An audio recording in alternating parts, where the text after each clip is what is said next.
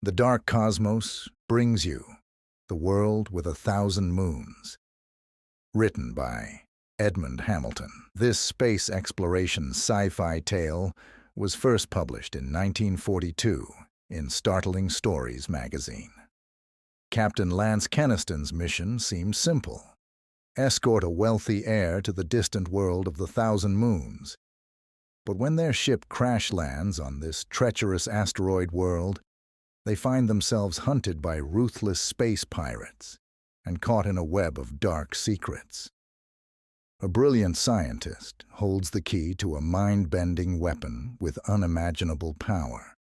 But who can be trusted when survival hangs by a thread? Will Kenniston uncover the truth before it's too late? Strap in, dear cosmonauts, as we begin our sci-fi journey. The World with a Thousand Moons. Chapter 1. Thrill Cruise. Lance Kenniston felt the cold realization of failure as he came out of the building into the sharp chill of the Martian night. He stood for a moment, his lean, drawn face haggard in the light of the two hurtling moons. He looked hopelessly across the dark spaceport. It was a large one, for this ancient town of Syrtis was the main port of Mars. The forked light of the flying moons showed many ships docked on the tarmac, a big liner, several freighters, a small shining cruiser and other small craft. And for lack of one of those ships, his hopes were ruined.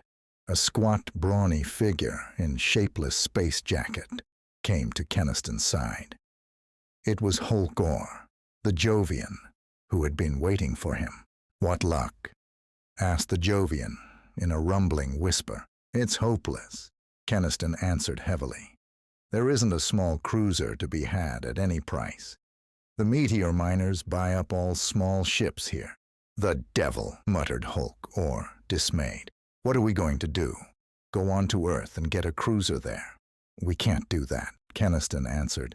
"You know we've got to get back to that asteroid within 2 weeks. We've got to get a ship here."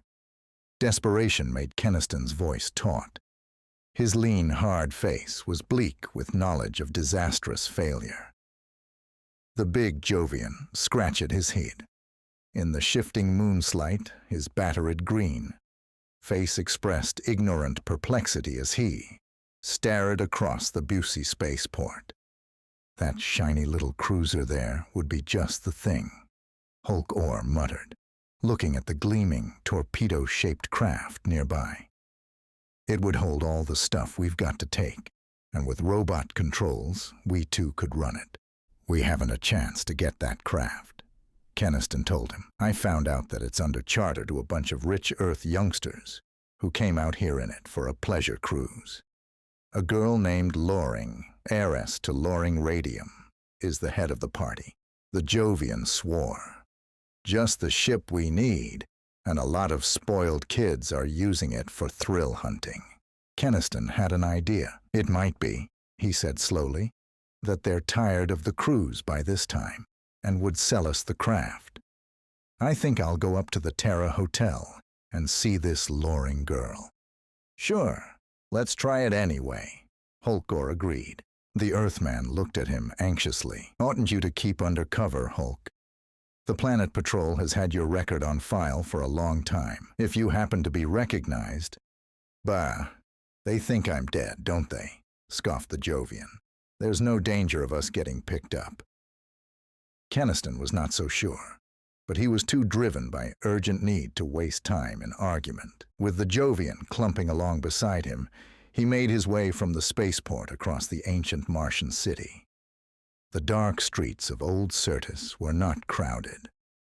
Martians are not a nocturnal people, and only a few were abroad in the chill darkness, even they being wrapped in heavy synth-wool cloaks, from which only their bald red heads and solemn, cadaverous faces protruded. Earthmen were fairly numerous in this main port of the planet.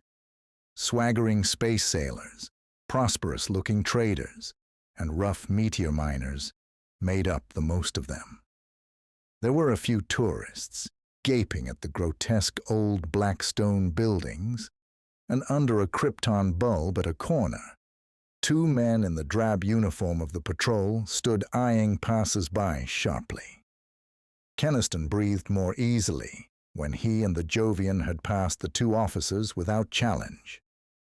The Terra Hotel stood in a garden at the edge of town, fronting the moonlit immensity of the desert.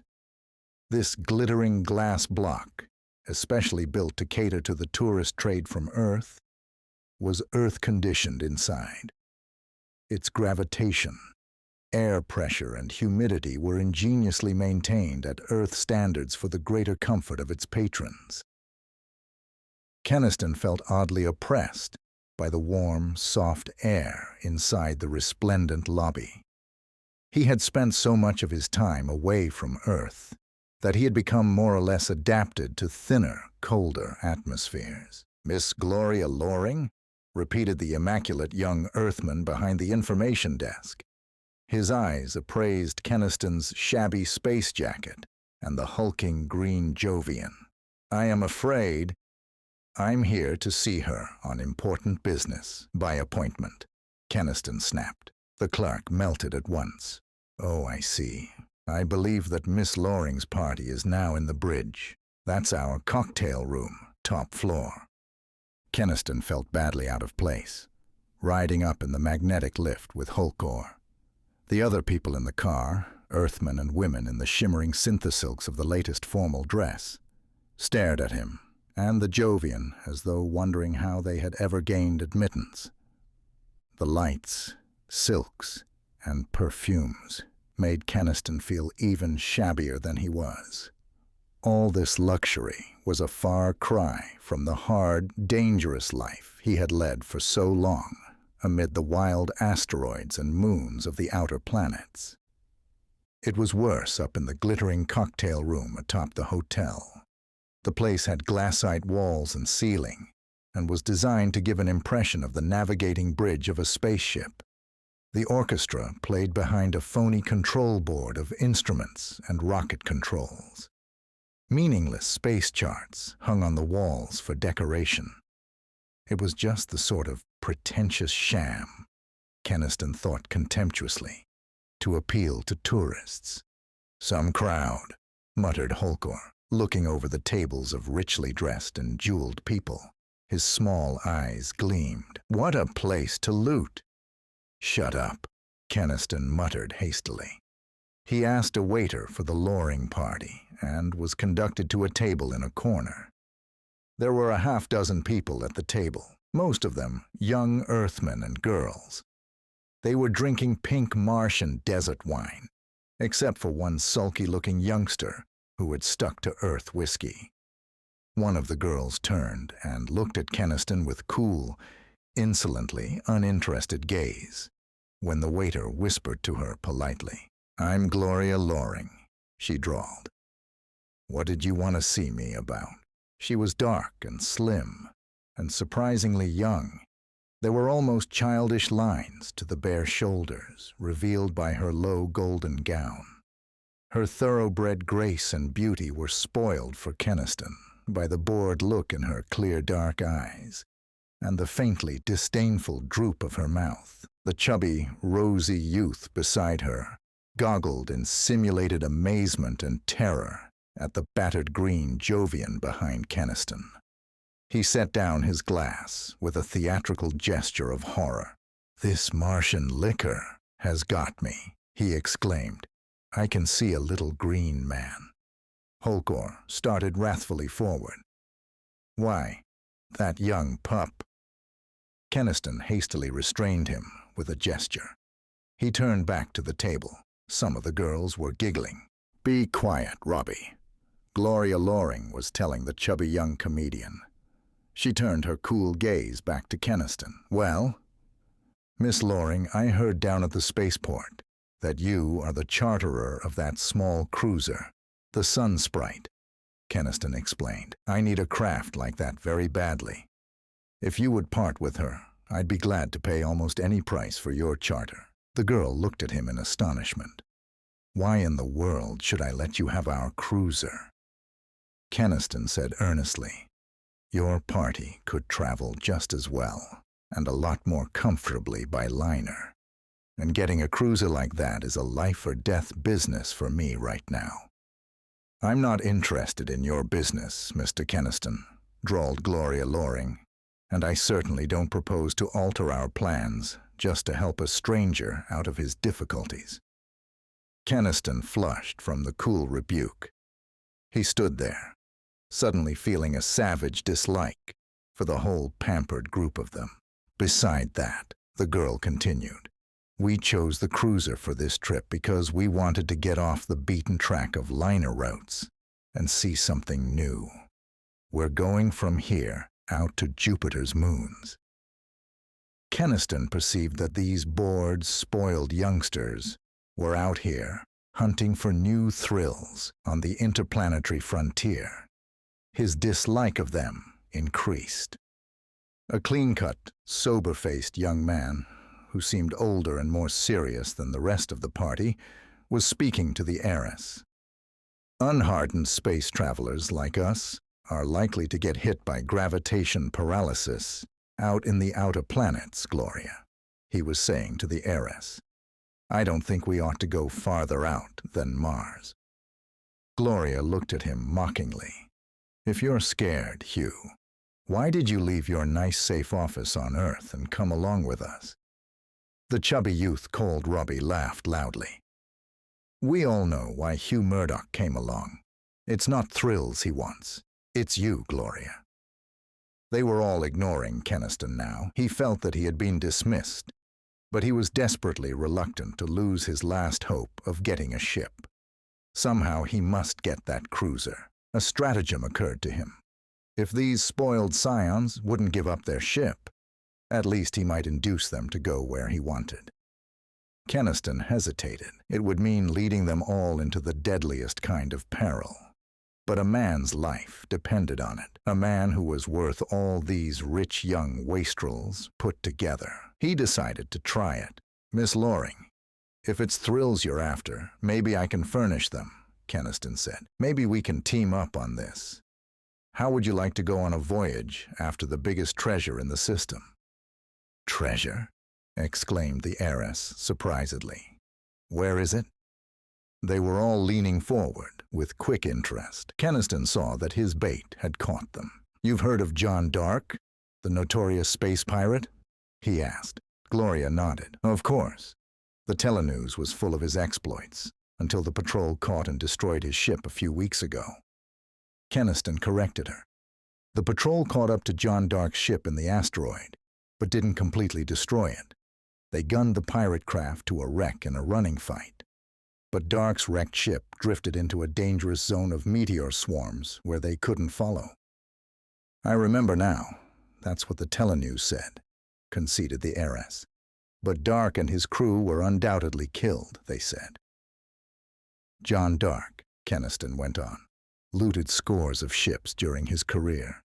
He amassed a hoard of jewels and precious metals, and he kept it right with him in his ship. That treasure's still in that lost wreck. How do you know? Asked Hugh Murdoch bluntly. Because I found the lost wreck of Dark's ship myself, Kenniston answered. He hated to lie like this, but knew that he had no choice. He plunged on. I'm a meteor miner by profession. 2 weeks ago, my Jovian partner and I were prospecting in the outer asteroid zone in our little rocket. Our air tanks got low, and to replenish them, we landed on the asteroid Vesta.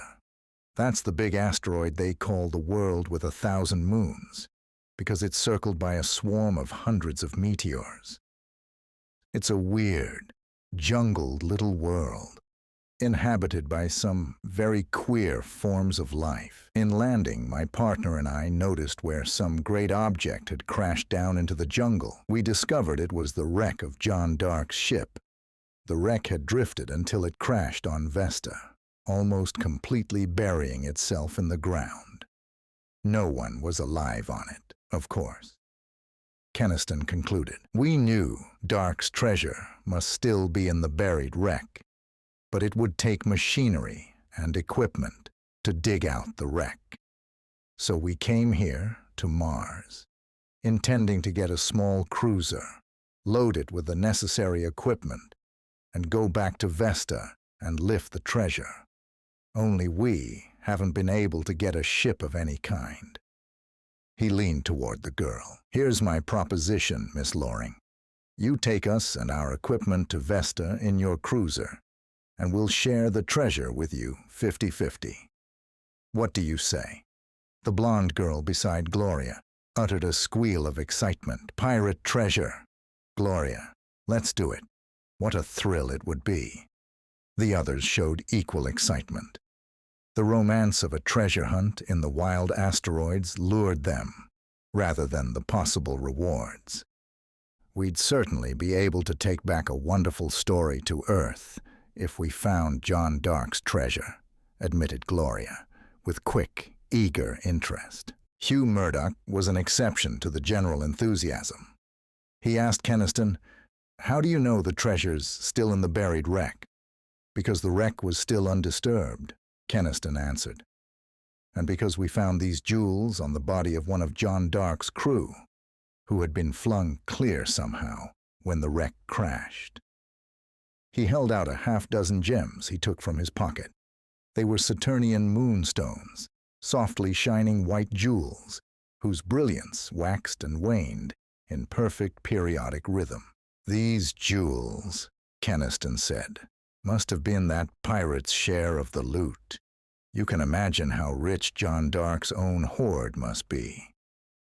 The jewels, worth many thousands, swept away the lingering incredulity of the others, as Kenniston had known they would. "You're sure no one else knows the wreck is there?" Gloria asked breathlessly. "We kept our find absolutely secret," Kenniston told her. "But since I can't get a ship any other way, I'm willing to share the hoard with you. If I wait too long, someone else may find the wreck." "I accept your proposition, Mr. Kenniston," Gloria declared. "We'll start for Vesta, just as soon as you can get the equipment you'll need loaded on the Sunsprite." "Gloria, you're being too hasty," protested Hugh Murdoch. "I've heard of this world with 1,000 moons. There's stories of queer, unhuman creatures they call Vestans who infest that asteroid. The danger—" Gloria impatiently dismissed his objections. "Hugh, if you're going to start worrying about dangers again, you'd better go back to Earth and safety." Murdoch flushed and was silent. Kenniston felt a certain sympathy for the young businessman. He knew, if these others did not, just how real was the alien menace of those strange creatures. The Vestans. "I'll go right down to the spaceport and see about loading the equipment aboard your cruiser," Kenniston told the heiress. "You'd better give me a note to your captain. We ought to be able to start tomorrow." "Pirate treasure on an unexplored asteroid," exulted the enthusiastic Robbie. "Ho for the world with 1,000 moons." Kenniston felt guilty when he and Hulk Orr left the big hotel. These youngsters, he thought, hadn't the faintest idea of the peril into which he was leading them. They were as ignorant as babies of the dark evil and unearthly danger of the interplanetary frontier. He hardened himself against the qualms of conscience. There was that at stake, he told himself fiercely, against which the safety of a lot of spoiled, rich young people was absolutely nothing. Holkor was chuckling as they emerged into the chill Martian night. He told Kenniston admiringly, "That was one of the smoothest jobs of lying I ever heard. That story about finding John Dark's treasure. Take it from me, it was slick." The Jovian guffawed loudly as he added, "What would their faces be like if they knew that John Dark and his crew are still living? That it was John Dark himself who sent us here?" "Be quiet, you idiot," ordered Kenniston hastily. "Do you want the whole patrol to hear you?" Chapter 2. Discovered.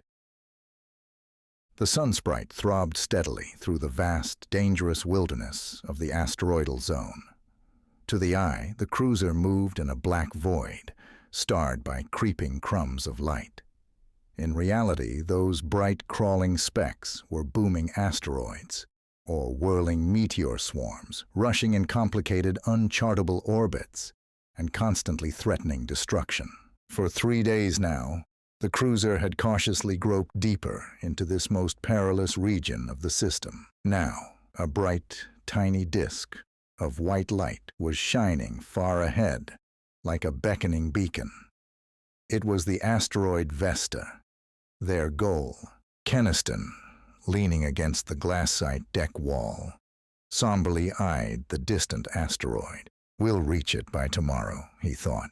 Then what? I suppose John Dark will hold these rich youngsters for ransom. Kenniston knew that the pirate leader would instantly see the chance of extorting vast sums by holding this group of wealthy young people as captives. I wish to God I hadn't had to bring them into this, Kenniston sweated. But what else could I do? It was the only way I could get back to Vesta with the materials. His mind was going back over the disastrous events since the day 3 weeks before, when the patrol had caught up to John Dark at last. Dark's pirate ship, the Falcon, had been gunned to a helpless wreck. It had, fortunately for the pirates, drifted off into a region of perilous meteor swarms, where the patrol cruisers dared not follow. The patrol thought everybody on the pirate ship dead anyway, Kenniston knew. But John Dark and most of his crew were still alive in the drifting wreck. They had fought the battle wearing spacesuits, and that had saved them. They had clung grimly to the wreck as it drifted on and on, until it finally fell into the feeble gravitational pull of Vesta. Kenniston could still remember those tense hours when the wreck had fallen through the satellite swarm of meteors onto the world with 1,000 moons. They had managed to cushion their crash. John Dark, always the most resourceful of men, had managed to jury-rig makeshift rocket tubes that had softened the impact of their fall. But the wrecked Falcon had been marooned there, in the weird asteroidal jungle, with the alien, menacing Vestans already gathering around it. The ship would never fly space again until major repairs were made, and they could not be made until quantities of material and equipment were brought. Someone must go for those materials to Mars, the nearest planet. John Dark had superintended construction of a little 2-man rocket from parts of the ship. Kenniston and Hulk Orr were to go in it. You must be back with that list of equipment and materials within 2 weeks, Kenniston, Dark had emphasized. If we stay cast away here longer than that, either the Vestans will get us or the patrol discover us. The pirate leader had added, the moon jewels I've given you will more than pay for a small cruiser, if you can buy one at Mars. If you can't buy one, get one any way you can, but get back here quickly.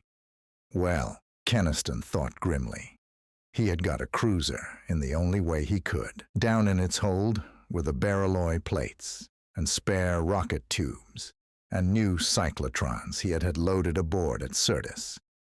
But he was also bringing back to Vesta with him a bunch of thrill-seeking, rich young people who believed they were going on a romantic treasure hunt. What would they think of him when they discovered how he had betrayed them? That's Vesta, isn't it? Spoke a girl's eager voice behind him, interrupting his dark thoughts. Kenniston turned quickly. It was Gloria Loring, boyish in silken space slacks, her hands thrust into the pockets. There was a naive eagerness in her clear, lovely face as she looked toward the distant asteroid that made her look more like an excited small girl than like the bored, jeweled heiress of that night at Syrtis. Yes, that's the world with 1,000 moons, Kenniston nodded. We'll reach it by tomorrow. I've just been up on the bridge, telling your Captain Walls the safest route through the meteor swarms. Her dark eyes studied him curiously. You've been out here on the frontier a long time, haven't you? 12 years, he told her. That's a long time in the outer planets. Most spacemen don't last that long out here. Wrecks, accidents, or gravitation paralysis gets them. Gravitation paralysis? She repeated. I've heard of that as a terrible danger to space travelers, but I don't really know what it is. It's the most dreaded danger of all out here, Kenniston answered. A paralysis that hits you when you change from very weak to very strong gravities, or vice versa. Too often, it locks all your muscles rigid by numbing the motor nerves. Gloria shivered. That sounds ghastly. It is, Kenniston said somberly. I've seen scores of my friends stricken down by it in the years I've sailed the outer system. I didn't know you'd been a space sailor all that time, the heiress said, wonderingly. I thought you said you were a meteor miner. Kenniston woke up to the fact that he had made a bad slip. He hastily covered up. You have to be a good bit of a space sailor to be a meteor miner, Miss Loring. You have to cover a lot of territory. He was thankful that they were interrupted at that moment by some of the others who came along the deck in a lively, chattering group. Robbie Boone was the center of the group, that chubby, clownish young man, heir to the Atomic Power Corporation millions, had garbed himself in what he fondly believed to be a typical spaceman's outfit. His jacket and slacks were of black synthesilk, and he wore a big atom pistol. Hiya, pal. He grinned cherubically at Kenniston. When does this here crate of ours jet down at Vesta? If you knew how silly you looked, Robbie, said Gloria devastatingly, trying to dress and talk like an old spaceman. You're just jealous, Robbie defied. I look all right, don't I, Kenniston? Kenniston's lips twitched. You'd certainly create a sensation if you walked into the spaceman's rendezvous in Javopolis. Alice Krim, a feather-headed little blonde, eyed Kenniston admiringly. You've been to an awful lot of planets, haven't you? She sighed. Turn it off, Alice, said Gloria dryly. Mr. Kenniston doesn't flirt. Arthur Lanning, the sulky, handsome youngster who always had a drink in his hand, drawled. Then you've tried him out, Gloria. The heiress's dark eyes snapped, but she was spared a reply by the appearance of Mrs. Milsom. That dumpy, fluttery woman, the nominal chaperone of the group, immediately seized upon Kenniston as usual. Mr. Kenniston, are you sure this asteroid we're going to is safe? She asked him for the 100th time. Is there a good hotel there? A good hotel there? Kenniston was too astounded to answer for a moment. Into his mind had risen memory of the savage, choking green jungles of the world with 1,000 moons, of the slithering creatures slipping through the fronds, of the rustling presence of the dreaded Vestans, who could never quite be seen, of the pirate wreck around which John Dark and 100 of the system's most hardened outlaws waited. Of course there's no hotel there, Auntie, Gloria said disgustedly. Can't you understand that this asteroid's almost unexplored? Holkor had come up, and the big Jovian had heard. He broke into a booming laugh. A hotel on Vesta, that's a good one. Kenniston flashed the big green pirate a warning glance. Robbie Boone was asking him, will there be any good hunting there? Sure there will, Holkor declared. His small eyes gleamed with secret humor. You're going to find lots of adventure there, my lad. When Mrs. Milsom had dragged the others away for the usual afternoon game of Dimension Bridge, the Jovian looked after them, chuckling. This crowd of idiots hadn't ought to have ever left Earth. What a surprise they're going to get on Vesta. They're not such a bad bunch at bottom, Kenniston said, half-heartedly. Just a lot of ignorant kids looking for adventure.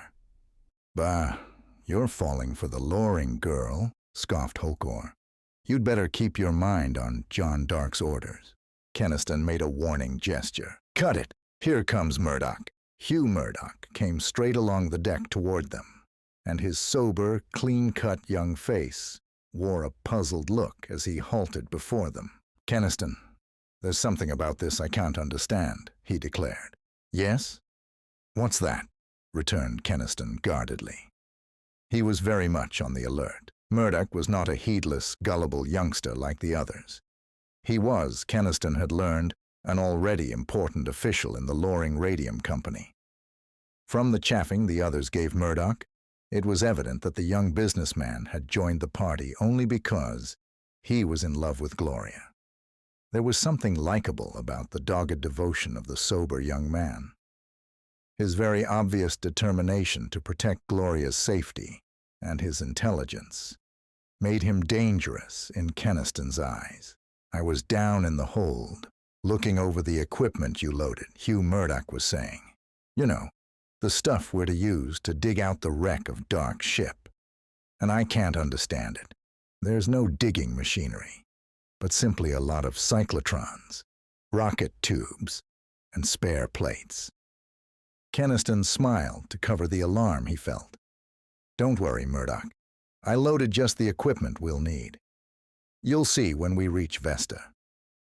Murdoch persisted. "But I still don't see how that stuff is going to help.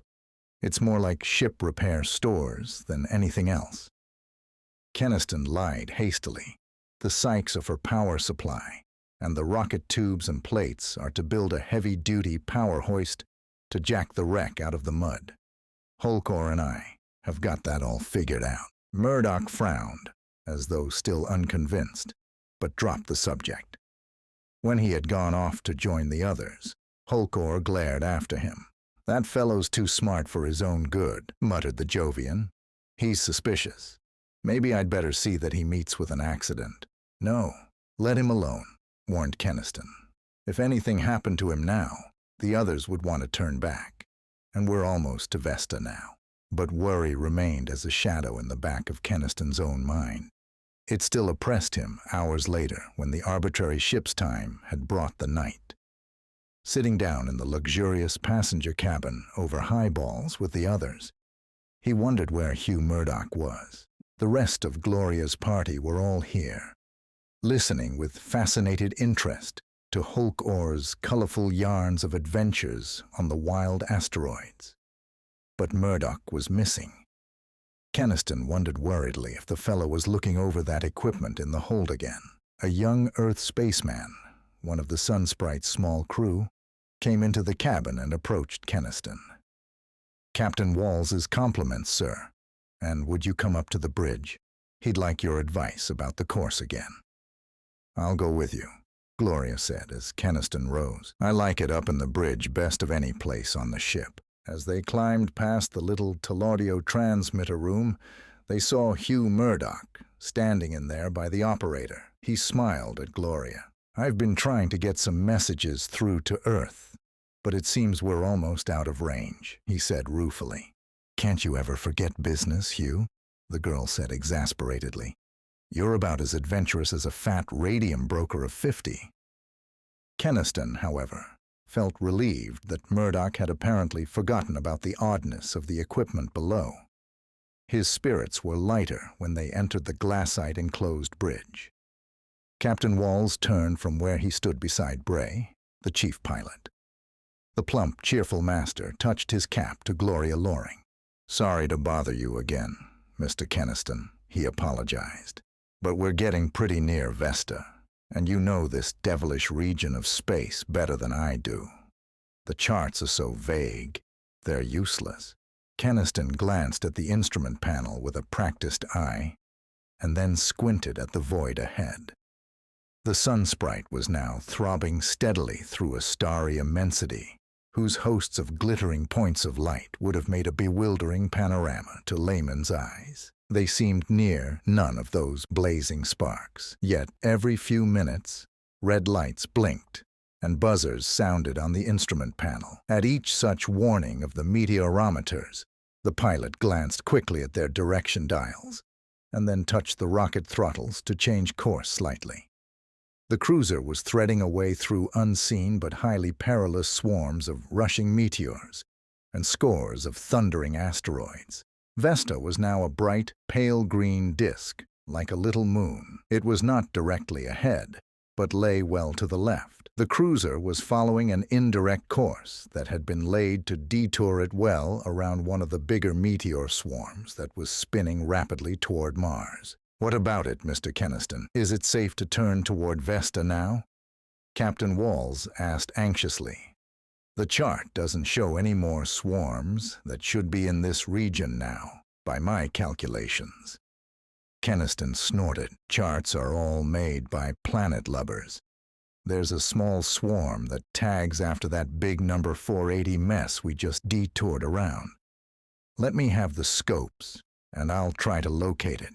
Using the meteor scopes, whose sensitive electromagnetic beams could probe far out through space to be reflected by any matter." Kenniston searched carefully. He finally straightened from the task. "It's all right. The tag swarm is on the far side of number 480, he reported. It should be safe to blast straight toward Vesta now." The captain's anxiety was only partly assuaged. "But when we reach the asteroid, what then? How do we get through the satellite swarm around it?" "I can pilot you through that," Kenniston assured him. "There's a periodic break in that swarm, due to gravitational perturbations of the spinning meteor moons. I know how to find it. Then I'll wake you up early tomorrow morning, before we reach Vesta," vowed Captain Walls. "I've no hankering to run that swarm myself." "We'll be there in the morning?" exclaimed Gloria with eager delight. "How long then will it take us to find the pirate wreck?" Kenniston uncomfortably evaded the question. "I don't know. It shouldn't take long. We can land in the jungle near the wreck." His feeling of guilt was increased by her enthusiastic excitement. If she and the others only knew what the morrow was to bring them. He did not feel like facing the rest of them now, and lingered on the dark deck when they went back down from the bridge. Gloria remained beside him instead of going on to the cabin. She stood with the starlight from the transparent deck wall falling upon her youthful face as she looked up at him. "You are a moody creature, you know," she told Kenniston lightly. "Sometimes you're almost human. Then you get all dark and grim again." Kenniston grinned despite himself. Her voice came in mock surprise. "Why, it can actually smile. I can't believe my eyes." Her clear young face was provocatively close, the faint perfume of her dark hair in his nostrils. He knew that she was deliberately flirting with him, perhaps mostly out of curiosity. She expected him to kiss her, he knew. Damn it, he would kiss her. He did so, half ironically. But the ironic amusement faded out of his mind somehow at the oddly shy contact of her soft lips. "Why, you're just a kid," he muttered. "A little kid masquerading as a bored, sophisticated young lady." Gloria stiffened with anger. "Don't be silly. I've kissed men before. I just wanted to find out what you were really like." "Well, what did you find out?" Her voice softened. "I found out that you're not as grim as you look. I think you're just lonely." The truth of that made Kenniston wince. Yes, he was lonely enough, he thought somberly. All his old space mates passing one by one. "Don't you have anyone?" Gloria was asking him wonderingly. "No family, except my kid brother Ricky," he answered heavily. "And most of my old space partners are either dead or else worse, lying in the grip of gravitation paralysis." Memory of those old partners re-established Kenniston's wavering resolution. He mustn't let them down. He must go through with delivering this cruiser's cargo to John Dark, no matter what the consequences. He thrust the girl almost roughly from him. "It's getting late. You'd better turn in like the others." But later, in his bunk in the little cabin he shared with Hulk Orr, Kenniston found memory of Gloria a barrier to sleep. The shy touch of her lips refused to be forgotten. What would she think of him by tomorrow? He slept, finally. When he awakened, It was to realization that someone had just sharply spoken his name. He knew drowsily it was morning, and thought at first that Captain Walls had sent someone to awaken him. Then he stiffened as he saw who had awakened him. It was Hugh Murdoch. The young businessman's sober face was grim now, and he stood in the doorway of the cabin with a heavy atom pistol in his hand.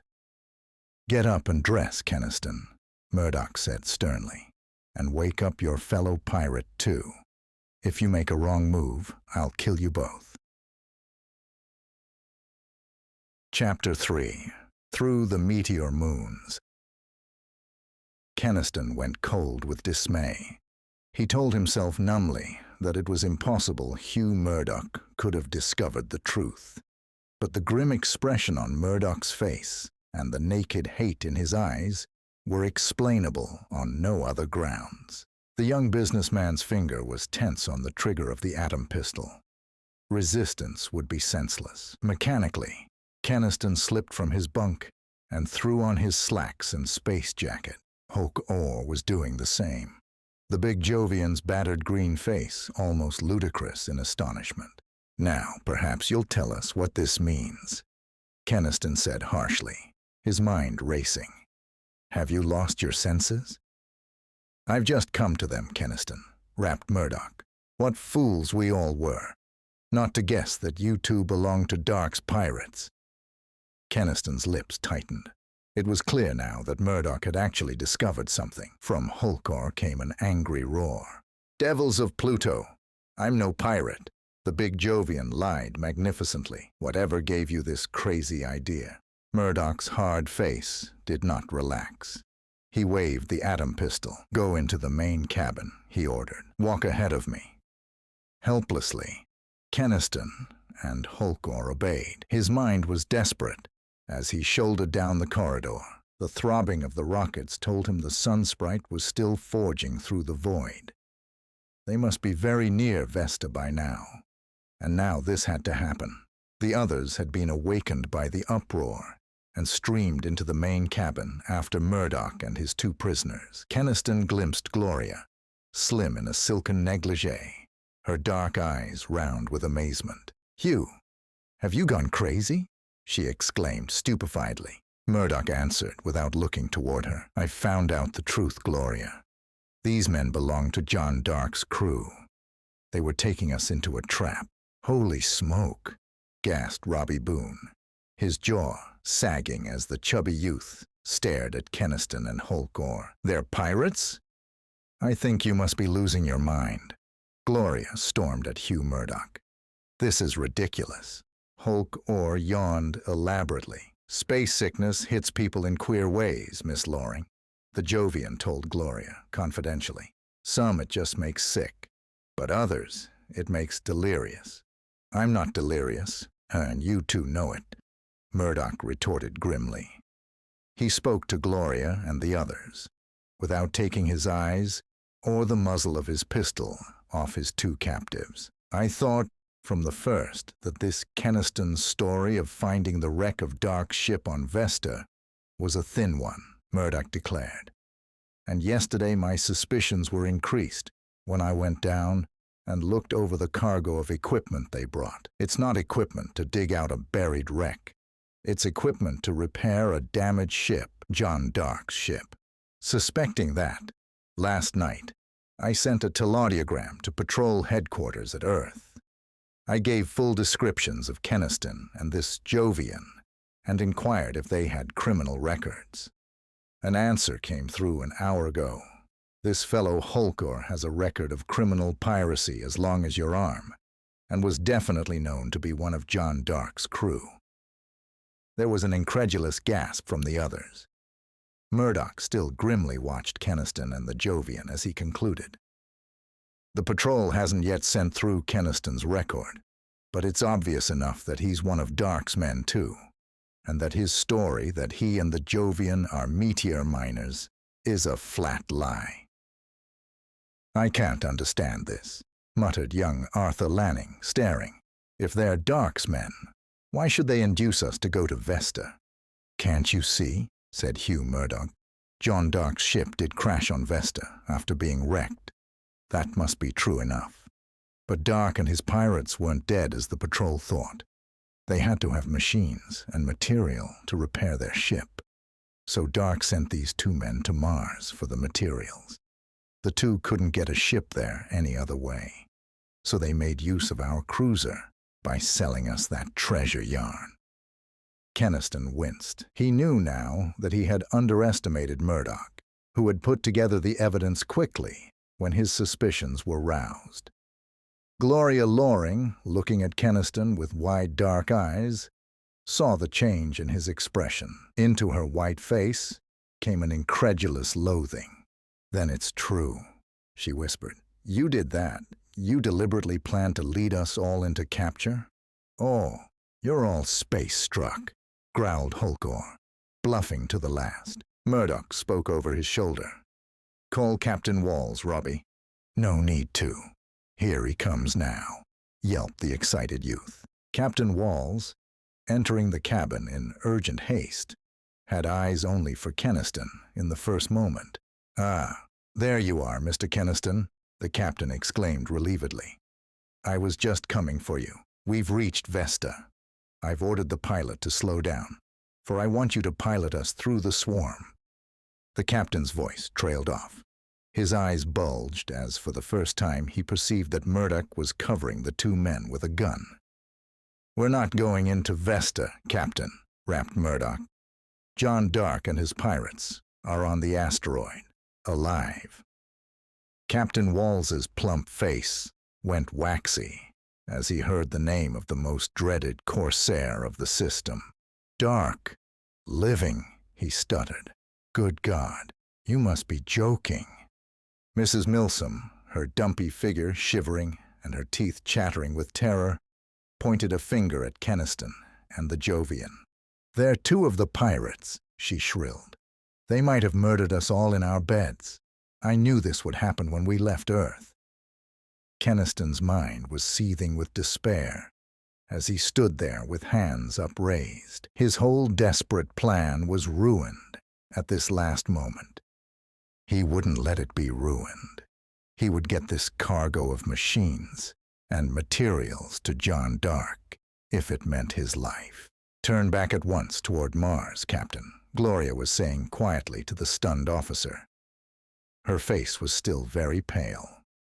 Kenniston, standing tense, had had an idea, a desperate chance to make a break in the face of Murdoch's atom gun. The captain had said that he had just ordered the pilot to slow down the Sunsprite. In a moment would come the shock of the breaking rocket tubes, firing from the bows. That shock came an instant after the wild expedient flashed across Kenniston's mind.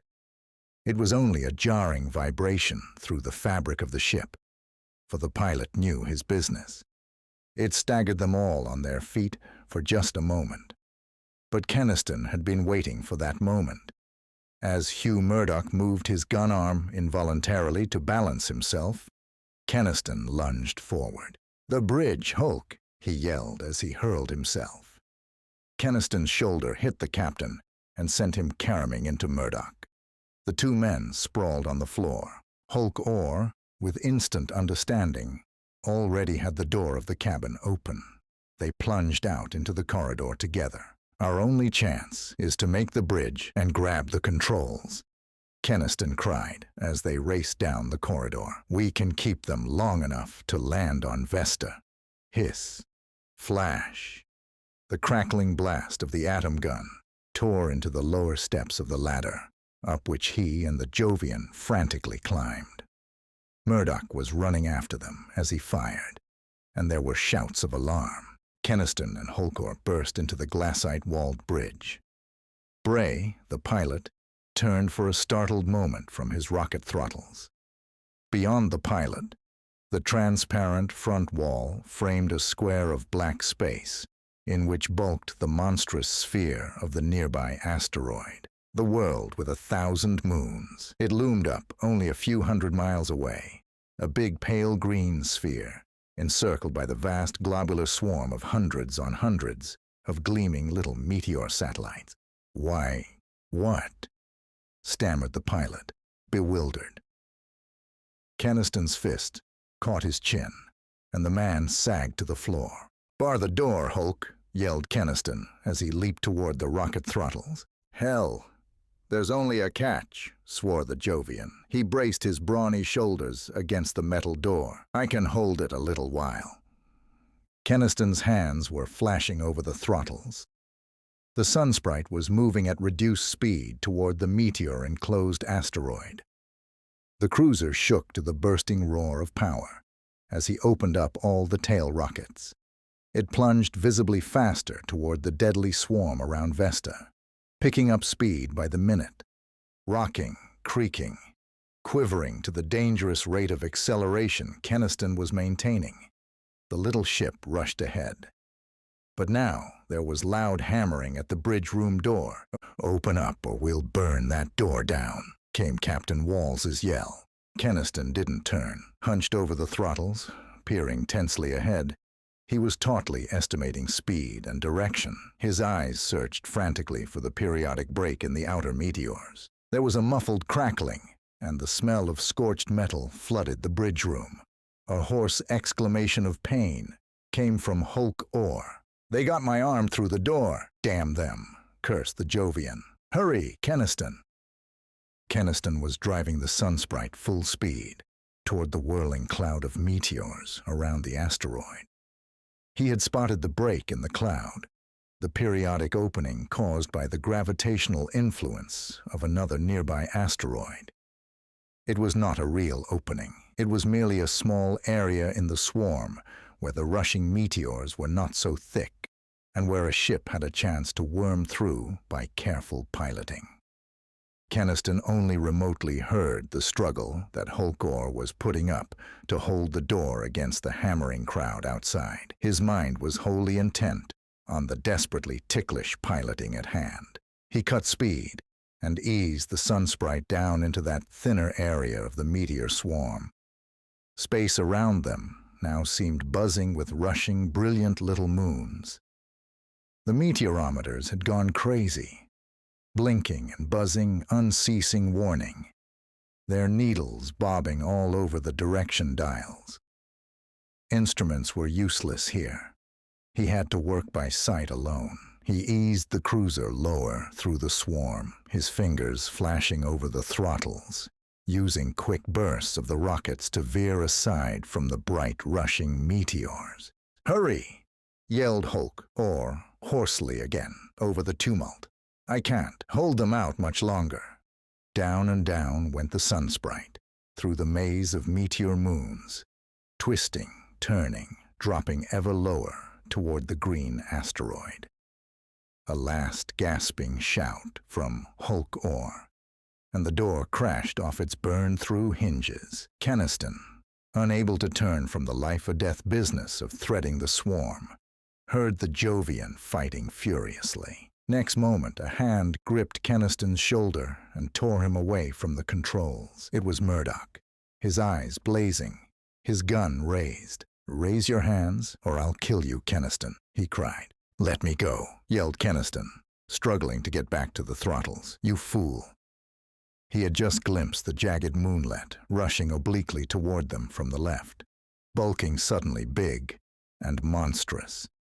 Crash! The shock flung them from their feet, and the Sunsprite gyrated crazily in space. There was a blood-chilling shriek of outrushing air from the forepart of the ship, and the slam, slam, slam of the automatic air doors closing down there. The cruiser's whole bows had been crushed in by the glancing blow of the meteor. Now, ironically, the ship was falling clear of the meteor swarm, for Kenniston's piloting had almost won through it before the impact. But the Sunsprite was falling helplessly, turning over and over as it plunged down toward the green surface of the jungled asteroid. "My God, we're struck," came Captain Wals's thin yell. "This is your fault." Murdoch blazed at Kenniston. "You damned pirates will die for this." "Let me at those controls, or we'll all die together in 5 minutes," Kenniston cried. We'll crash to smithereens unless I can make a tail tube landing. Heedless of Murdoch's gun, he jumped to the controls. His hands flew over the throttles, firing desperate quick bursts of the tail rocket tubes to bring them out of the spin in which they were falling. The brake rockets in the bow were gone. The ship was crippled, almost impossible to handle, and the dark green jungles of Vesta's surface were rushing upward with appalling speed. Kenniston's frantic efforts brought the Sunsprite out of the spin. By firing the lateral rockets, he kept it falling tail downward. "We're goners," yelled someone in the stricken ship. "We're going to crash." Air was screaming outside the plummeting ship.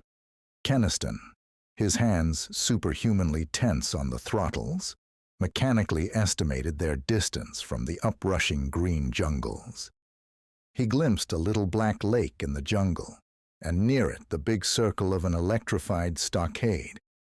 He recognized it, John Dark's camp. Then, 1,000 feet above the jungle, Kenniston's hands jerked open the throttles. The tail rockets spouted fire downward.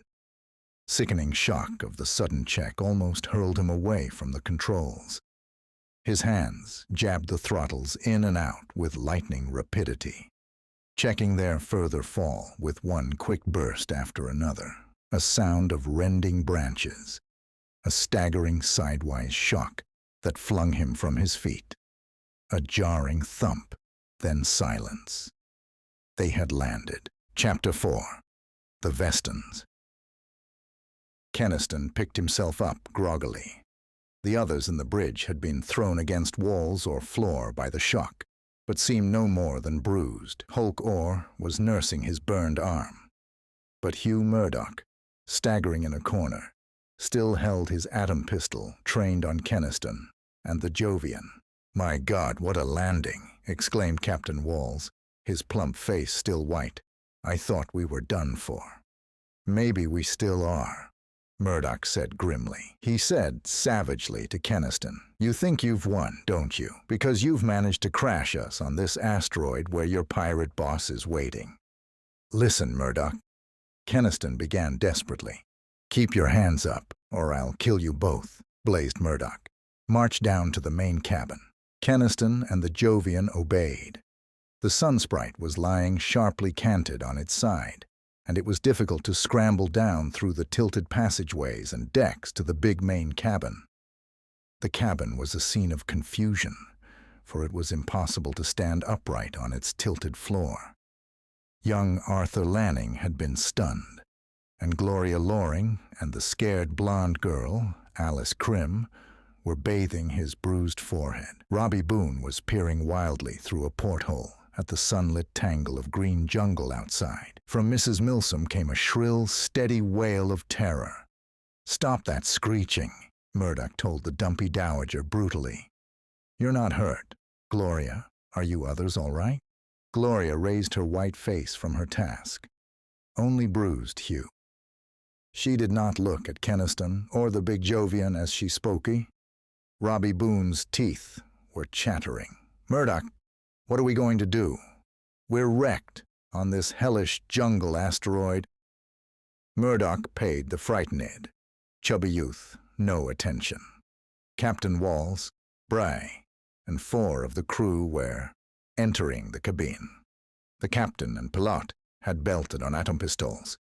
Captain Walls's plump face was paler. 2 of the crew were killed and our Telaudio wrecked by that meteor, he reported. He glared at Kenniston. "You damned pirate. You're responsible for this. If you hadn't dragged me away from the controls, the cruiser wouldn't have been struck," Kenniston denied.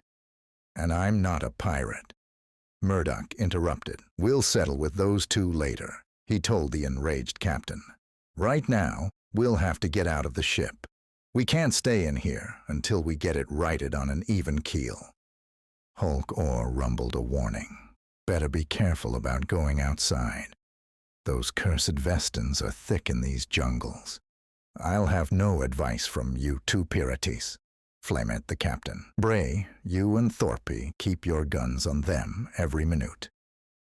The heavy main space door was opened. Pale sunlight and warm, steamy air laden with rank scents of strange vegetation drifted in. Outside lay a raw clearing the falling ship had crushed out of the jungle. Captain Walls supervised as they all donned lead-soled weight shoes to compensate for the weaker gravity. Then they emerged, young Lanning being supported by Murdoch and Robbie. Kenniston and the Jovian were last to emerge, under the watchful guns of their guards. The crew and passengers were looking around with wonder and revulsion. The silvery bulk of the sun sprite lay awkwardly heeled on its side. The symmetrical torpedo shape of the cruiser was now badly marred by the crumpled condition of its bow. All around them, in the thin sunlight, rose slender trees, whose enormous green leaves grew directly from the trunks. This grotesque forest was made more dense by festoons of writhing snake vines, weird rootless creepers, which crawled like plant serpents from one tree to another. Each stir of wind brought white spore dust down in a shower from the trees. The few living creatures of this forbidding landscape were equally alien. Big white meteor rats scurried on their 8 legs through the brush. Phosphorescent flame birds shot through the upper fronds like streaks of fire. In the pale sky overhead, there were ceaseless gleams and flashes of light as the spinning meteor swarm reflected the sunlight. "What a horrible place," shrilled Mrs. Milsom. "We'll all die here. We'll never get back to Earth. I knew this would happen. This is certainly a mean spot to be cast away," muttered Captain Walls. "God knows what queer creatures inhabit it, not to speak of the mysterious Vestons everybody talks about. And John Dark and his crew are somewhere here, and the Tellaudio wrecked, so we can't call for help." Kenniston realized that none of the others had glimpsed Dark's camp as they fell. They didn't know the pirate encampment was only a few miles away in the jungle. "What are we going to do, Captain?" Gloria was asking, her face still pale, but her voice quite steady. "Can we get away?" Captain Walls looked hopeless. "We can't take off with the whole bow of the Sunsprite crushed in. We can repair it, can't we?" Hugh Murdoch suggested. "Remember, in the hold is the cargo of machinery and repair materials that Kenniston was bringing to repair Dark's ship. Can't we use that equipment?" The captain looked more hopeful. "Maybe we can. Bray and the crew and I ought to be able to do an emergency job of patching the bow and installing new rocket tubes there. But we'll have to work fast to get away before Dark's outfit learns we're here." He pointed vindicatively at Kenniston. "Better lock up that fellow and his partner to make sure he doesn't signal somehow to his fellow pirates." Kenniston tried again to explain. "Will you all listen to me? I tell you, I'm no pirate." Murdoch eyed him sternly. "Do you deny that John Dark sent you to Mars for repair equipment, and that you told us that lying treasure story to get the equipment here in our ship?" "No, I don't deny that," Kenniston admitted. "But I'm not one of John Dark's crew. I never was. I was a prisoner on his ship, captured by the pirates, before they themselves were attacked by the patrol." "Do you expect us to believe that?" Murdoch said incredulously. "It's true," Kenniston insisted. "My kid brother Ricky and I were captured by John Dark's outfit several weeks ago. We were prisoners on his ship when it was wrecked by the patrol. After the wreck drifted onto Vesta here, Dark wanted to send someone to Mars for repair equipment. He wouldn't send one of his own men in charge, for fear the man would double-cross him and never come back. So he sent me, his prisoner, on that errand. Hoke Orr came along to help me navigate a ship back, and I had to obey Dark and get the equipment back here at any cost. For Dark kept my brother Ricky prisoner here with him, and told me that if I didn't bring back that equipment, Ricky would be shot." Hoke Orr spoke up. "It's true, what Kenniston's telling you. rumbled the Jovian. Me, I'm one of Dark's pirates, and I don't care a curse who knows it. But Kenniston did this only to save his brother. I don't believe it, said Captain Walls flatly. It's another of the smooth lies this fellow Kenniston makes up so easily. Gloria spoke to Kenniston, her dark eyes still accusing. If what you say is true, and you're not a pirate, then you brought all of us into this danger simply to save your own brother. Kenniston looked at her miserably. Yes, I did. I was willing to lead you all into capture to save Ricky. But I had a reason. Sure, you had a reason, Murdoch said bitterly.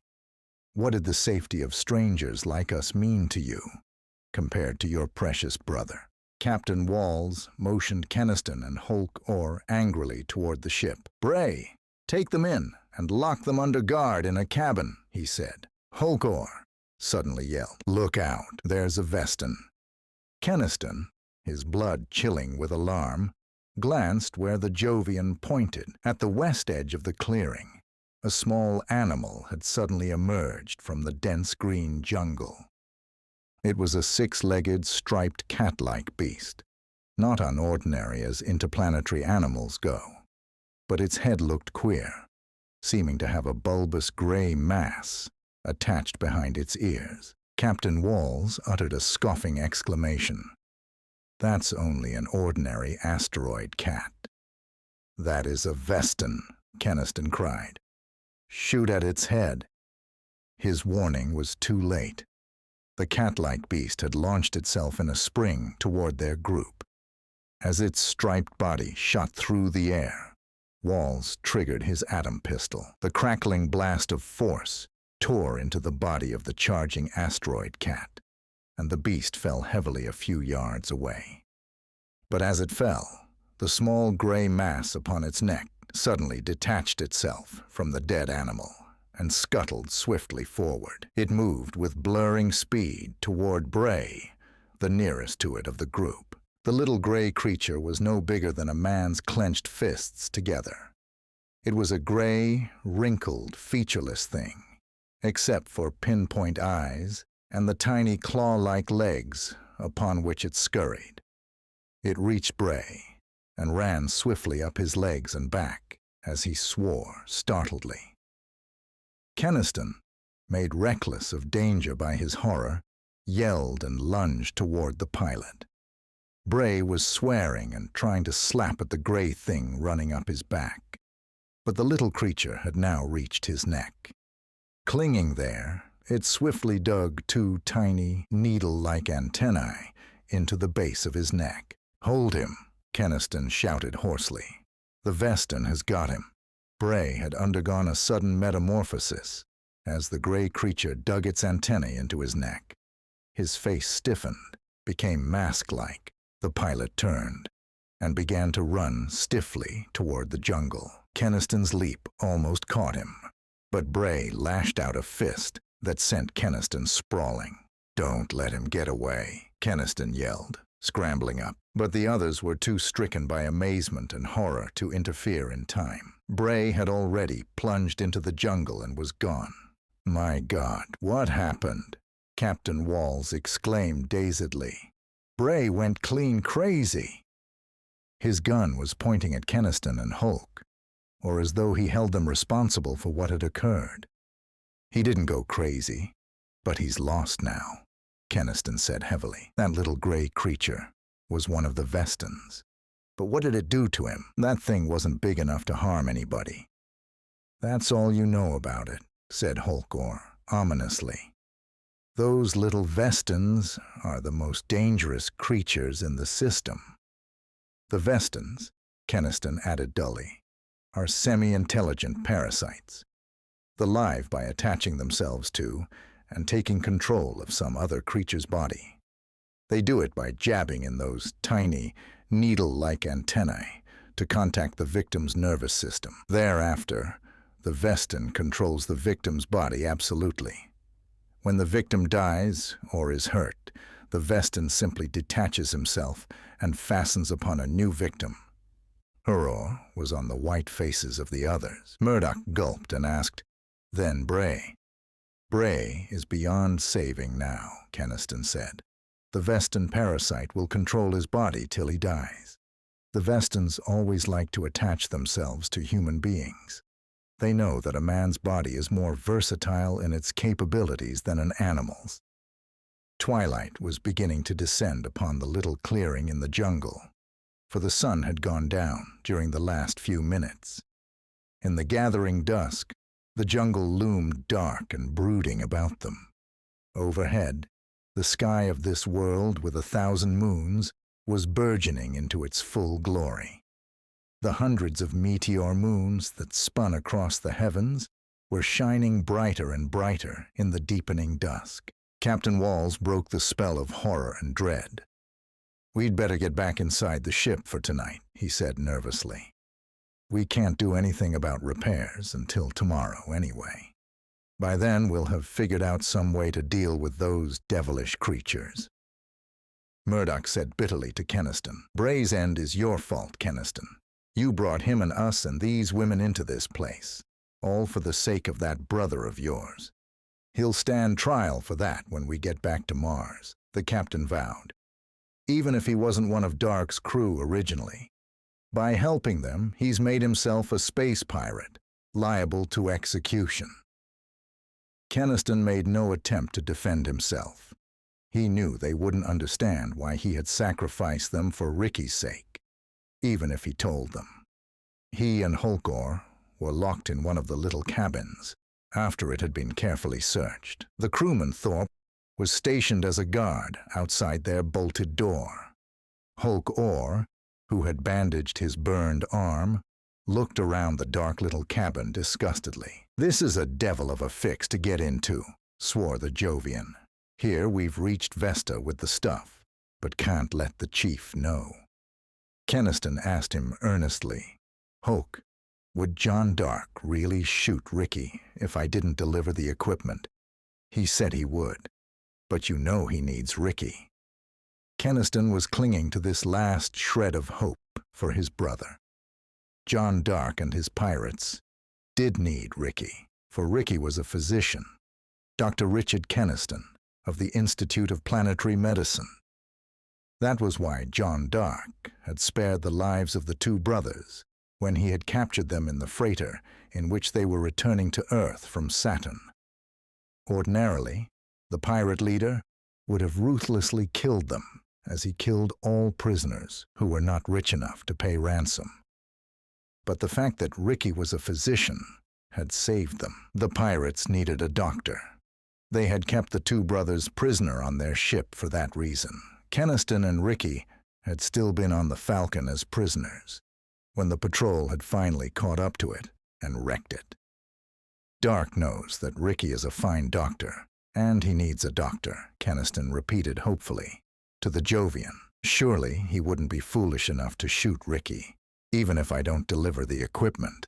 "Kenniston, don't fool yourself," warned Holkor. "The chief said he'd shoot him if you weren't back with the stuff in 2 weeks, and shoot him he will. John Dark never breaks his word." That assurance sank the iron deeper into Kenniston's tormented soul. If that was true, and he knew in his heart it was, Ricky would die 2 days from now unless he delivered the repair equipment to Dark. He mustn't let Ricky die. Too much depended on his young brother's life. He must save Ricky, even if it did mean the capture of Gloria and the others by the pirates. Better that they be held for ransom than for Ricky to be killed. Kenniston got to his feet, rigid with decision. "Then we've got to get out of here," he muttered. "We've got to escape and take word to Dark that the equipment is here." He continued quickly, "Hulk, Dark's camp is only a few miles north of here. I spotted it as the sun sprite fell." Holkor uttered an exclamation. "Why the devil didn't you tell me so? I figured it was on the other side of the asteroid, maybe, and that we'd never find it in the jungle, even if we did get away." "It still won't be easy for us," Kenniston warned. "The Vestons may get us in the jungle between here and Dark's camp. And anyway, how can we get out of this cabin? The big Jovian grinned. "That'll be easy. I'd have been out of here before now, only I was waiting for the ship to quiet down." Kenniston stared. "That door is bolted, and there's no tool or weapon in the cabin. They didn't forget a thing when they searched it." Holkor's grin deepened. "They forgot one thing. They forgot how strong a Jovian is on a little, weak-gravity asteroid like this." Chapter 5. Night Attack. Kenniston caught desperately at the hope implied by the Jovian's words. "What do you mean, Hulk?" "I mean that I'm 100 times stronger on this little asteroid than I am on my own world, Jupiter. I can break the bolt of that door any time I want to. But there's an armed guard stationed outside it." "I know, and that's where you come in, Kenniston. When I rip the door open, you be ready to jump the guard." Kenniston considered swiftly. The chance of their getting out of the ship and safely through the jungles to the pirate camp, even if they escaped this cabin, seemed a slim one. Yet it presented the only possibility of delivering the equipment in the hold to John Dark. The bitter irony of it struck Kenniston for the 100th time. He, Lance Kenniston, honorable spaceman for a dozen years, working desperately to aid the most notorious pirate in the void, even drawing into danger the girl for whom he felt. He shut Gloria out of his mind. He mustn't think of her now. He must think only of Ricky and of what would be lost if Ricky died. He must risk everything, sacrifice everything, to prevent that loss. "We might as well try it now," he told the Jovian in low tones. "The ship seems quiet." "I'll do my best to make as little noise as possible," Holkor muttered. "Are you ready?" The Jovian's big hands grasped the knob of the door. Kenniston crouched a little behind him, every muscle tense. Holkor suddenly put all his gigantically magnified strength into a tremendous tug at the door. Its bolt snapped with a crack, like that of a pistol shot, and it swung wide open. The man on guard outside turned startledly, his hand darting to the atom gun at his belt, and his mouth open to yell. But Kenniston had launched himself like a human projectile as the door was torn open. Kenniston's fist smashed the space sailor's chin, and the man sagged limp and unconscious, with no chance to utter the cry on his lips. Hastily, Kenniston took his atom pistol and eased him to the floor. He and Holkor listened tensely. The single sharp crack of the snapping bolt had apparently aroused no one. The ship was silent. All aboard were sleeping exhaustedly. "Come on," Kenniston murmured tensely to the Jovian. "We've got to hurry to get to Dark's camp before night is over." Holkor chuckled. "The chief will welcome us with open arms when he learns we've got the equipment here for him." Kenniston gripped the atom pistol as they stole through the dark ship and out of the space door. Outside, they paused in the darkness. The scene was one of magic, unearthly beauty. The metal bulk of the cruiser and the towering jungle around the clearing were washed by brilliant silver light that fell from the wonderful night sky of this world with 1,000 moons. 1,000 moons, indeed, seemed blazing in the canopied heavens overhead. The whole dark sky was crowded by the shining moonlets that rushed ceaselessly across the firmament with the spinning of the meteor swarm of which they were part.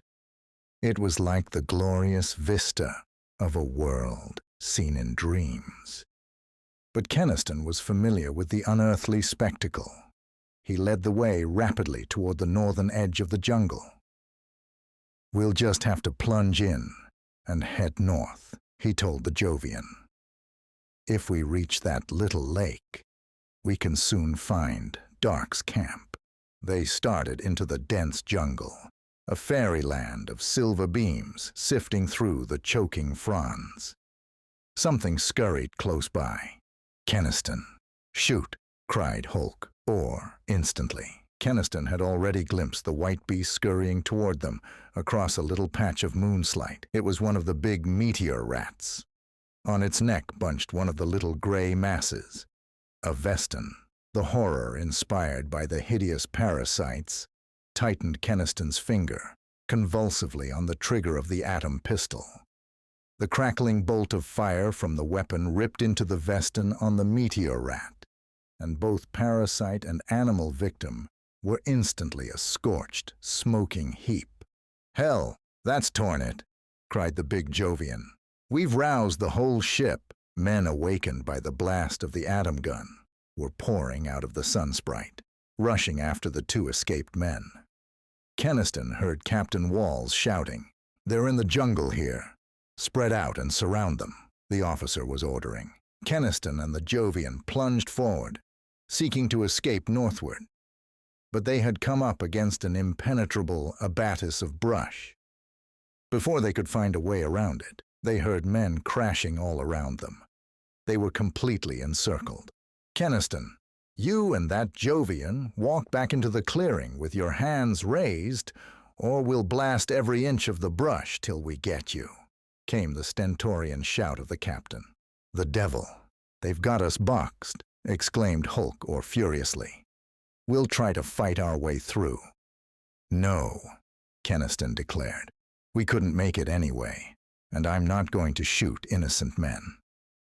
Hulk angrily grabbed for the atom pistol, but Kenniston promptly threw it away. Not even in this last extremity could he bring himself to kill. "You're a fool," gritted the Jovian. "Now there's nothing for it but surrender." With their hands raised, they walked out of the jungle into the brilliant silvery light of the clearing. Instantly, they were surrounded by Captain Walls, Murdoch, and the other armed crewmen. The girls and their scared chaperone and young Lanning and Robbie Boone were emerging in alarm from the sunsprite. Kenniston did not look toward them. Captain Walls's face was grim in the moonslight as he and his men covered the two captured fugitives. "Kenniston, you and this Jovian were going to make your way to John Dark and tell him of our presence here, weren't you? You needn't deny it. It's plain enough." "Sure we were," exclaimed the angry Jovian. "We'd have made it too, if a Veston hadn't jumped us in the jungle. That would have meant capture of us all by Dark's pirates," said the captain grimly. "You two are a danger to us all while you live. I'm going to remove that danger. As master of a spaceship, I have legal right to order summary execution of any space pirates I capture. I'm going to order that now." "You're going to kill them?" exclaimed Gloria. "Oh no, you can't. It's absolutely necessary. Before they betray us to the pirates, Miss Loring," defended the captain. "They'd be sentenced to death by the courts if we took them back to Mars anyway. But we daren't take a chance on keeping them prisoned that long." "But just to shoot them down," said Gloria horrifiedly. "I won't stand for that." Murdoch took her by the arm. "It's space law, Gloria," he told her earnestly. "You'd better go back into the ship." Kenniston stood silent in the moonslight, for he realized from the finality of Walls's voice that appeals would be utterly useless. There was no use trying again to explain why he'd been willing to betray them all to save Ricky. Even if they listened, they wouldn't understand. He felt tired, crushed, old.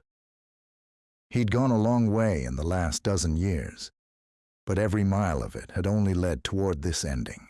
He was going to die here, under the hurtling meteor moons of Vesta. And that meant that Ricky and Ricky's dream were going to die soon too. "I told you you were a fool to throw away that gun," Hulk was muttering. "You two march over there to the edge of the clearing," Captain Walls ordered grimly, gesturing with his gun. "Anything you want to say first, Kenniston?" "Nothing that you would listen to or understand, you people," Kenniston answered dully. "No, I've got nothing to say." A crackling voice came out of the dark jungle at that moment. "I have something to say. Drop those guns, every man of you. and get your hands up." Walls spun around with an oath, leveling his atom pistol. But out of the jungle crashed a streak of fire that hit the captain's arm and sent him reeling. One of the girls screamed.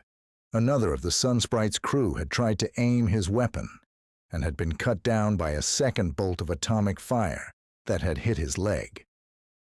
"I don't want to kill you unless you force me to," came that crisp voice from the darkness. "You have 10 seconds to drop the guns." "That's the chief, Kenniston," yelled Hulk, excitedly. "It's John Dark himself." The dreaded name of the pirate, a synonym for cold ruthlessness, reinforced the threat from the darkness. Murdoch let his weapon fall and shouted, "Drop the atom guns, men. If we try to fight, the women will be hurt." The Sunsprite's men dropped their atom pistols. Instantly, out into the brilliant light from the jungle, rushed a score of armed pirates. Martians, Earthmen, Venusians, and others. This horde represented the criminal underworld of every planet in the system. In a moment, they had those in the clearing completely disarmed and lined up against the ship, all except Hulk Orr, who was loudly greeting his pirate comrades. Kenniston saw John Dark coming across the moon-slit clearing toward them. The notorious pirate was a tall, bulky Earthman, but he walked with the light-footedness of a cat in his moon shoes. His black hair was bare, and in the silver light, his black-browed, intelligent face was coldly calm as his eyes searched the row of prisoners. "So you finally got here, Kenniston. What about the repair equipment?" he asked sharply. Kenniston nodded toward the Sunsprite. "It's in the hold. We got everything you listed." "Good," Dark approved. "We saw your ship crash landing today and started this way at once. We've been beating through the jungle, fighting off the damned Vestans, until we heard the uproar going on here. What happened? Who are these people?" Kenniston explained briefly how he had induced Gloria Loring's party to come on a pretended treasure hunt. He was careful to stress the wealth of the party, and John Dark reacted as he had expected.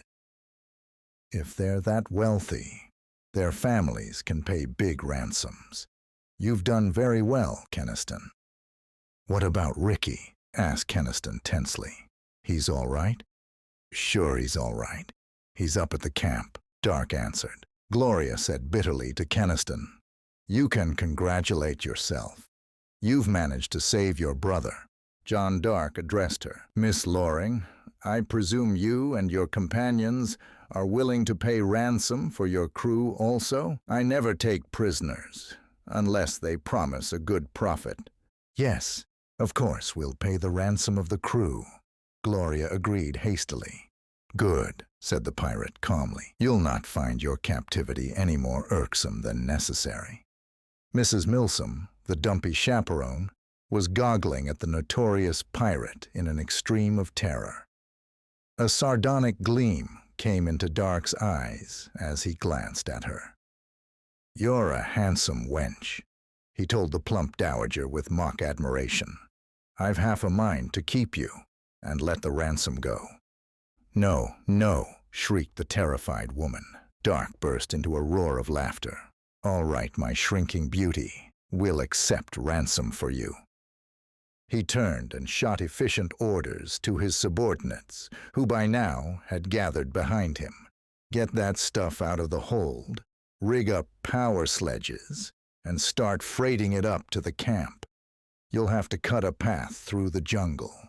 Use atom blasters to burn one out." One of the pirates, a hard-faced Martian, said uneasily, "That will make a racket that'll bring every Vestan on the asteroid down on us." "You can keep the Vestans off if you keep your eyes open," Dark retorted. "Get to work now. We've got to get the stuff up there and repair the Falcon at once. I'll take these prisoners up to camp." Kenniston was grouped with the other prisoners. With a strong escort of armed pirates guarding them and Dark and Hulk or ahead, they started through the jungle toward the pirate camp. Chapter 6. Asteroid Horror. The pirate encampment was a big clearing hacked from the jungle a mile west of the little lake. In this space lay the long, looming black mass of the most dreaded corsair ship ever to sail the void. The Falcon had been righted to even keel, but its crippled condition was evident in the fused, wrecked condition of its tail rocket tubes. The whole camp was enclosed and protected by a shimmering blue dome of electric force. This emanated from a heavy copper cable that completely encircled the clearing, and which drew its power from insulated cables that led into the ship to generators driven by the few cyclotrons still functioning. This protective electric wall had been set up at John Dark's orders to keep out the dreaded Vestans. John Dark raised his voice as he and his men with their prisoners approached the shimmering wall of the camp. "Kinibo, drop the wall for us." They saw the hard-looking Martian, who was Dark's second in command, dive into the ship to turn off the power of the electric barrier. It died, and Dark's party entered the clearing. Then the electric wall sprang into being again behind them. Kenniston looked swiftly around. There were a score more of the motley pirates here in the camp. Also, near the side of the looming Black Falcon, were the small, rough log huts that Dark's men had constructed. Dark's black eyes were triumphant as he told his Martian lieutenant, "Kenniston and Hulk brought back the equipment all right, and also brought some people who'll bring big ransom. Their wrecked ship is a few miles south. You go down there with half the men here and help the others bring up the equipment." Kinibo, looking a little apprehensively out at the jungle, obeyed. Dark motioned Kenniston and the other captives toward one of the huts by the big ship. "That hut will be your quarters until we get the Falcon repaired," declared the pirate leader. "Any of you who try to leave it will be shot at sight. I hope you'll not be foolish enough to attempt escape." "That's right, folks. You wouldn't have a chance," Hokor told them earnestly. "Even if you could get out through the electric wall, the Vestans would get you. They're thick in the jungle around here." They silently entered the hut. Its broad, open windows admitted enough of the dazzling moonlight to brighten its interior. A dark, eager-looking young Earthman sprang up as they entered and rushed to pump Kenniston's hand. "Lance, you got back safely," he exclaimed. "Thank the Lord. I've been worrying myself almost crazy about you." "How about you, Ricky?" Kenniston asked his young brother anxiously. "You're all right?" Ricky Kenniston nodded quickly. "Sure, I'm okay. But things haven't been so good here, Lance. The Vestans have got a half-dozen pirates who ventured outside the wall in the last few days. These creatures literally haunt the jungles around here now. I think they've been drawn here from all over the asteroid." Ricky looked wonderingly at Gloria and the others who were entering the hut. "Lance, who are all these people? Are they prisoners of Dark, too?" "Yes, we're prisoners," Hugh Murdoch told him bitterly, with a savage glance at Kenniston. "We're prisoners because your brother sacrificed us all to get back here and save your neck." "Lance, you didn't do that," Ricky exclaimed in distress. "I had to, Ricky," Kenniston protested. "It meant your life if I didn't." "Of course," Murdoch agreed ironically. "What importance are we compared to saving your young brother's life?" Kenniston spoke slowly. To Murdoch and Gloria and the others, "It wasn't merely Ricky's life at stake that made me sacrifice you all. It was more than that. I tried to tell you before, but you wouldn't listen." Kenniston went across the hut and brought back the square black medicine case of his young physician brother. He opened it, and out of the vials and instruments inside, he took a square bottle of milky fluid. "This is what I sacrificed everything to save," Kenniston said simply. They all stared. "What is it?" Gloria asked, puzzled. "It's Ricky's discovery," Kenniston said. It's a preventative and cure for gravitation paralysis. Captain Walls, himself an old-time spaceman, was first of the group to appreciate the significance of the statement. The captain gasped. A preventative for gravitation paralysis. Kenniston, are you sure? Kenniston nodded gravely. Yes, Ricky had been working on the problem a long time, back in the Institute of Planetary Medicine. He thought he'd found a way to prevent gravitation paralysis, the most awful scourge of all the outer system, the thing that's doomed so many spacemen. But his formula required rare elements, found only in the outer planets. Ricky and I, he continued, went out there and secured those elements. He made up this formula and tried it on a gravitation paralysis case, a spaceman who's lain paralyzed for years. The formula was designed to strengthen the human nervous system against the shock of varying gravitations, to re-establish an already damaged nerve web. And it worked. Kenniston's voice was husky as he concluded. It worked, and that living log became a man again. The formula was a success. Ricky and I started back for Earth, where he intended to announce the discovery and arrange for its manufacture on a big scale. But on the way back, Dark's pirates captured us. Kenniston flung out his hand in a tortured gesture. That's why I went to any lengths to save Ricky's life. It's because Ricky is the only person who knows the intricate formula of this serum. If he were to die, the secret of the cure would die with him. And that would mean that thousands on thousands more of spacemen would be stricken into living death by gravitation paralysis in the future. Just as so many thousands of old friends and shipmates of mine have been stricken in the past. Captain Walls was the first to speak. Quietly, the plump master of the Sun Sprite extended his hand. Kenniston, will you shake hands with me? And will you forgive me for everything? You did absolutely right. I'm an old spaceman, and I know what gravitation paralysis is. Gloria's dark eyes were glimmering with tears. If we'd only known, she murmured to Kenniston. No one could blame you for sacrificing a lot of worthless idlers like us for a thing like this. But you're going to be all right, all of you, Kenniston assured her. John Dark will make you pay a big ransom. But you can afford that, and you'll get back safely to Earth. Thank heaven for that, exclaimed Mrs. Milsom. I can't understand all this scientific talk of yours. But I do know that that pirate chief means no good to me. Didn't you see the lustful looks he gave me? The laugh that greeted this lessened the tension. Kenniston turned as Ricky plucked at his arm. What about ourselves, Lance? Ricky asked quietly. Dark still won't let us go, you know. He still needs me as a doctor. Hugh Murdoch stepped forward. Dark would let you both go for a big enough ransom. I'd like to pay it for you. The handsomeness of Murdoch's gesture moved Kenniston. He was only able to mutter his thanks. While Ricky was treating Captain Walls's burned arm, the officer kept looking fascinatedly at that square bottle of milky fluid. He said hesitantly, I've a son, back on Earth. For 5 years, he's lain in a cot from the gravitation paralysis that hit him out on Jupiter. Do you suppose? Ricky nodded. Yes, Captain.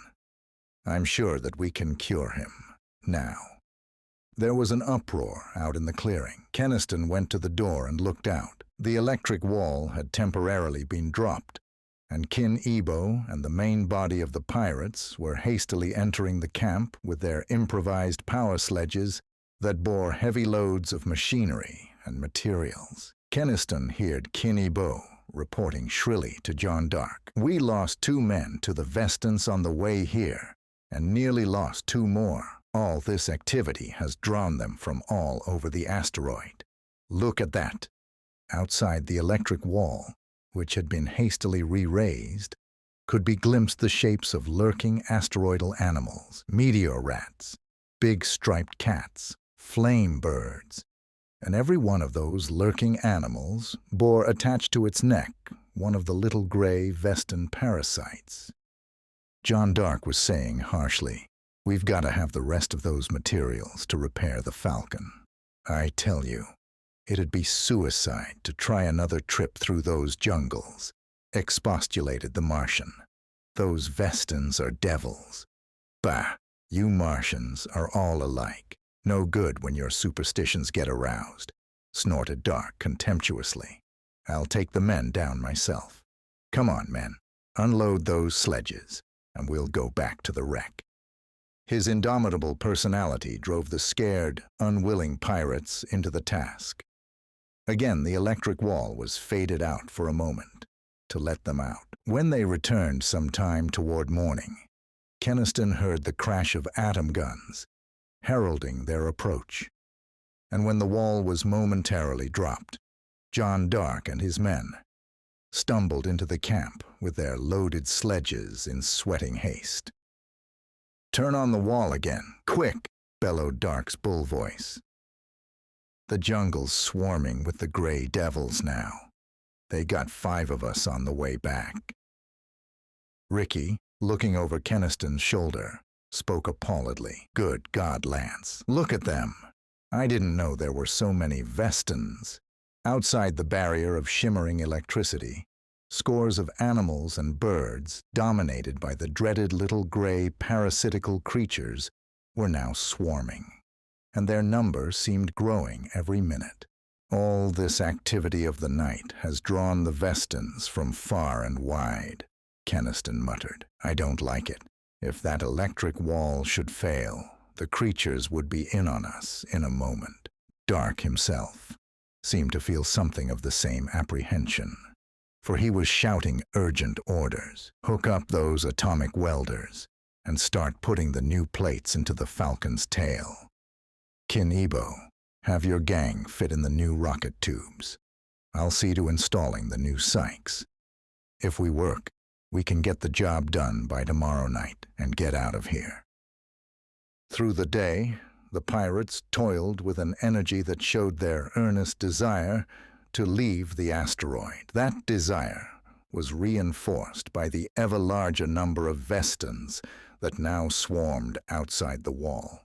There were literally hundreds of the gray parasites now outside the barrier. To have tried going outside the wall now would have been sheer suicide. The creatures were apparently driven by unholy eagerness to possess themselves of human bodies. Gloria, looking out with Kenniston, shuddered deeply.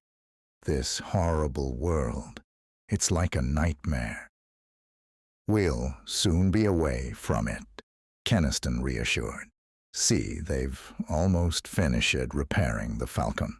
The urgent toil of the pirates was showing results. By the time night came again, and the meteor moonlets blazed forth with magic beauty in the dark heavens, the task of repair was almost done. Kenniston and his companions had not ventured forth from the hut. Pirates were everywhere in the clearing, and all had heard John Dark's strict order to blast down the captives if they left their prison.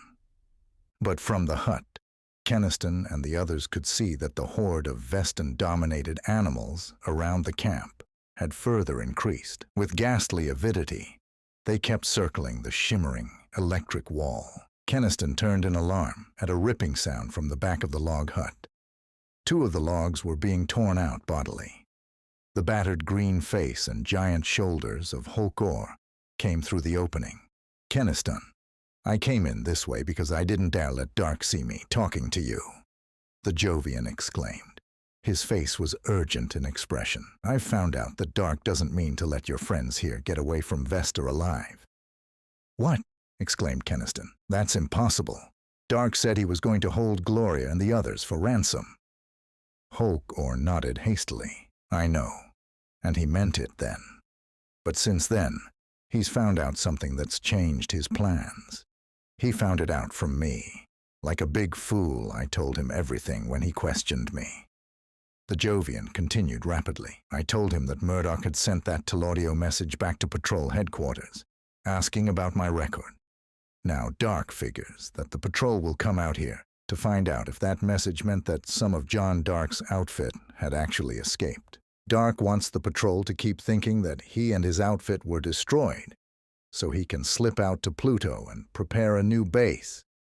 So Dark, when he leaves here, is going to drop Miss Loring and her friends by the wrecked Sunsprite.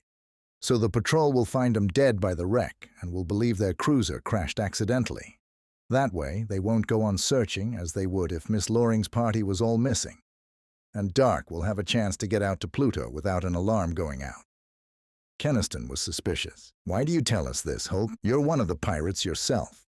I know, but I'm afraid Dark means to drop me with the others by the Sunsprite, Hulk Orr exclaimed.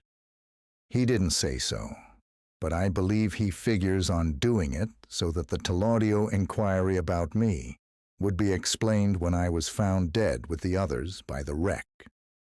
Murdoch said swiftly, "The Jovian's right, Kenniston.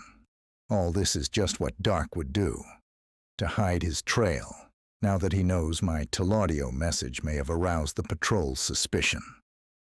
Holker said emphatically, "I'm with you if you can figure out any way to take the Falcon, Kenniston." Kenniston paced to and fro. His whole mind was suddenly in a wild turmoil of stark fears. This meant death for Gloria and the others, and the ultimate responsibility for that death would be his. "There is one possible chance for us to take the Falcon," he muttered finally. "But my God, it seems like an insane idea." "Wait a minute," Captain Walls interrupted. "Dark won't drop you and your brother to die, Kenniston. He still needs your brother as a physician. You two will be safe, even if we are killed." "What of that? I can't let Gloria and the rest of you be murdered. I was willing to sacrifice you when I thought it was only a question of your being held for ransom. But this changes everything," Kenniston said wildly. "It doesn't change anything," the captain said firmly. "Your duty is to keep your brother alive at all costs, to save that formula that means life and hope for thousands of gravitation paralysis victims like my son." "You mean I should let you all be killed so Ricky and I can be saved?" Kenniston cried. "I'm damned if I will." "We'll never do that," Ricky Kenniston agreed warmly. "No formula in the world is worth that." "This formula is," Gloria said earnestly to Kenniston. "The captain is right." "I won't do it," Kenniston repeated. "I have an idea by which we might be able to take the Falcon. We're going to try it." "Be reasonable, Kenniston," pleaded Hugh Murdoch. "None of us except Hulk Orr has a weapon. What chance would we have against 100 armed pirates?" Kenniston looked at his brother. "Ricky, your formula strengthens the nervous system against any form of shock or damage, doesn't it? You said it did it by sheathing the nerves themselves with an impenetrable coating." Ricky nodded puzzledly. "Yes, that's the principle. But how is that going to help us?" "The Vestons," Kenniston reminded, "seize control of their victims by inserting those tiny needle antennae of theirs into the victim's nerve system to establish contact. Wouldn't your formula insulate the nerves against such contact? Wouldn't it make a man immune to Veston attack?" "Why, it would," Ricky declared wonderingly. "I never thought of it. Yet it's entirely logical." "Then," Kenniston said swiftly, "I want you to give every one of us, including yourself, an injection of the formula right now." The driving purpose in his voice brushed aside all their bewildered questions and objections. Hastily, Ricky prepared his hypodermics and rapidly made an injection of the milky fluid into the big nerve centers in the neck of each of them. Kenniston did the same for Ricky himself. "We should be immune now to Veston attack," Kenniston said prayerfully. "But what good's that going to do us?" Hulk Orr demanded. "Are you figuring to try and escape into the jungle?" "No, I'm figuring on taking the Falcon. By using the Vestons, Kenniston replied. Hulk, can you get into the ship and turn off the power that keeps the electric wall going? Can you drop the wall? The Jovian's jaw dropped. Why, sure, I could do that. But if I did, all those hordes of Vestons outside the wall will burst in here. He stopped, his eyes bulging. Good God.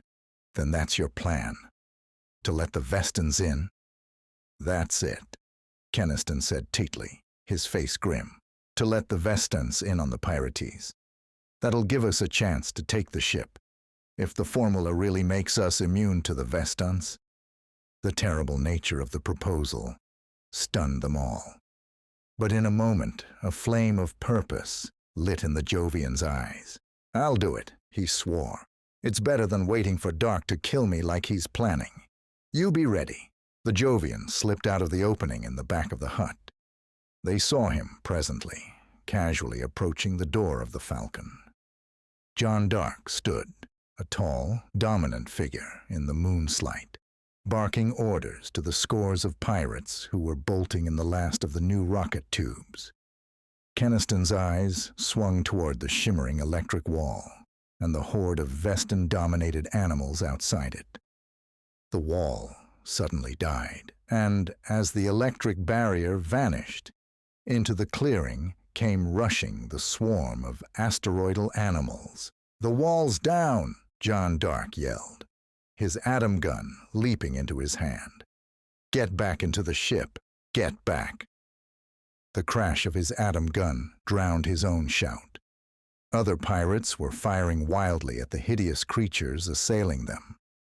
For the little gray Vestons had detached themselves from their animal victims and were swarming upon the pirates, clambering with blurring speed up their legs and backs, sinking into their necks, the tiny antennae. Kenniston glimpsed John Dark, with a hideous little gray bunch now fastened to the back of his neck, drop his gun and stalk stiffly away toward the jungle. His face was an unhuman, lifeless mask. He was a human automaton, dominated utterly by the alien creature. Come on, Kenniston yelled to his friends. Now's our chance to get into the ship.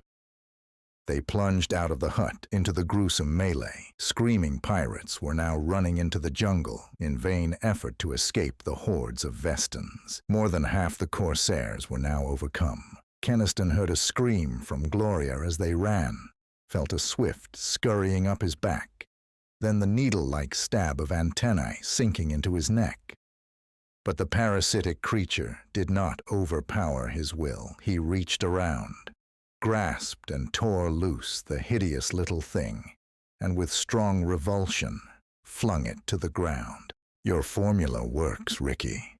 We're immune to them, he gasped. But hurry. Other Vestons were clambering up on them like ghastly gray spiders as they ran, but were powerless to overcome them. They tore away the creatures and plunged on. Hulkor appeared in the door of the Falcon, his green face blazing as his atom pistol pumped crashing fire into pirates inside the ship. I've got the ship cleared of them, the Jovian shouted to Kenniston. Let's get out of here. It was time they did so. Almost the last of John Dark's pirates had been possessed by Vestons and had become parasite-dominated robots stumbling off into the jungle. The remaining swarms of gray creatures were scurrying toward Kenniston's group. They tumbled into the Falcon and slammed shut the space door.